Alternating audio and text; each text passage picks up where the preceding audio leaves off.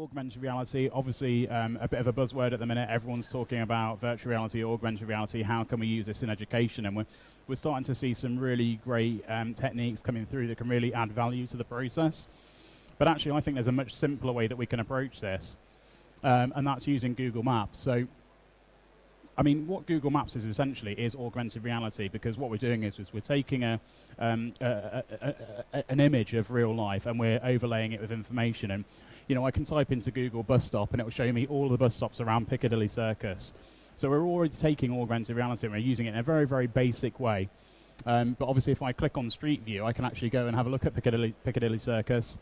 So I can actually augment this as well. So I can see on there that what I've got is the road name that's already been put on there. And if I look up in the top left corner, I can actually travel back in time as well. So you see there, I've actually gone back in time to July 2014. So it's really, really good for students to be able to go back and look at how their local environment has changed over time. So for me personally, I think this is something we can use straight off the bat. Now, about 18 months ago, I got an email saying, would you like to become a Google Local Guide? Has anyone heard of Google Local Guides? Yeah, no. So Google Local Guides is basically it's part of the Google Maps family, and what it asks users to do is to rate places. So if you go to a hotel or a venue, ask you to give it a star rating, perhaps leave a review, and leave pictures as well. Google Maps has over 1 billion monthly active users, and in fact this data is really out of date. This is from 2014. They don't regularly release data on this, so chances are it's probably a lot more than that now. And basically what they're saying is they want people to share reviews, photos, and knowledge about local places in order to generate more knowledge for people like you that use Google Maps. So I was like, okay, yeah, I'll get involved with this. I can get on board with that. That's fine. So what I noticed was when I started uploading photos, I got these emails telling me that I was getting views on my photos. So quite quickly, I built up 5,000 views, and you know, I'm putting quite simple photos on there. You know, bakeries, shops, pictures of you know, beer that local pubs are serving, that kind of thing. Really kind of simple stuff, but people are actually looking at it, engaging with that content. And for me, that was like, oh, okay, this is pretty cool. And then I got one saying that I've got 50,000 views, and I was like, okay, this is really cool. And then I got one saying I've got 500,000 views, and I couldn't believe it. I got 500,000 views of my photos through Google Local Guides in a relatively short amount of time. So last year I was planning a trip to New York, and I thought this is going to be really, really good. I'm going to get loads of hits from my photos from New York, because if I'm getting 700 hits off of a plate of food at a place called Banana Tree, then when I'm in New York I'm going to get loads of hits on these photos. So I was like, this is really interesting. I can really get on board with this. So I went to New York and I went to the top of the Rockefeller Center, and I got this, which I think is an absolutely stunning view of downtown Manhattan. You've got the Chrysler Building in there, you've got Empire State, One World Trade Center, you've got the Hudson River. How many views do you think I got on this photo? How many views? 1 million? Yeah? What do you think, higher or lower? It's lower. I got 13 views. 13 views. Seriously? Not happy with that. But, okay, so then I go to a pizzeria on 42nd Street in New York. This place, they sell slices of pizza for $1. Just so happened to catch this image as the person's flipping the dough. How many views do you think I got on this?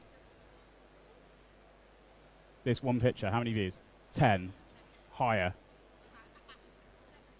70. Higher.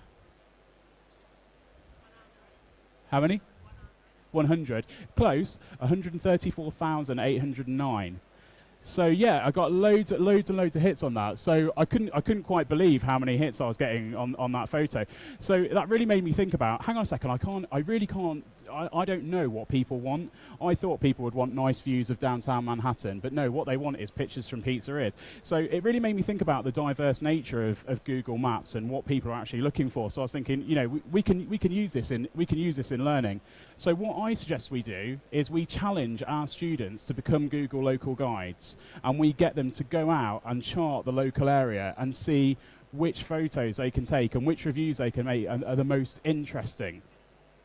I'll let you take your photographs of that.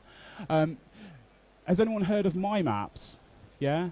So My Maps, again, it belongs to the Google Maps family. It allows you to create your own Google Maps. So you can augment that existing map and add information on top of that.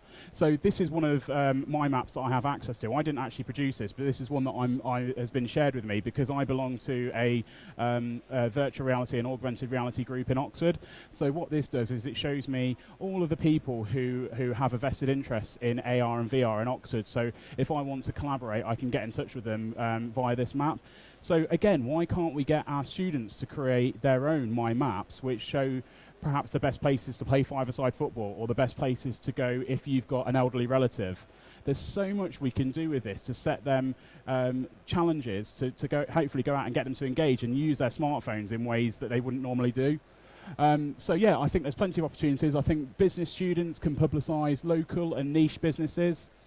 I think sports students can go out and highlight local sports facilities. Perhaps there's places where there's particularly good access for one sport over another, or there's really helpful coaching staff there.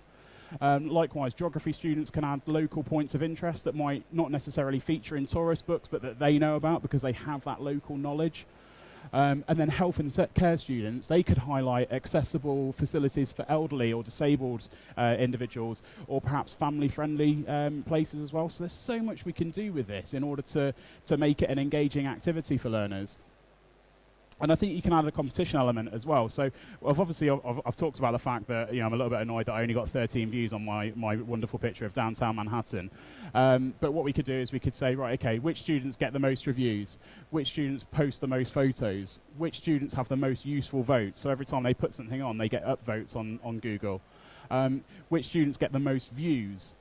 And which students are trailblazers. So trailblazer is a badge that you can earn within Google local guides, and that's for people that discover places that aren't already on Google Maps.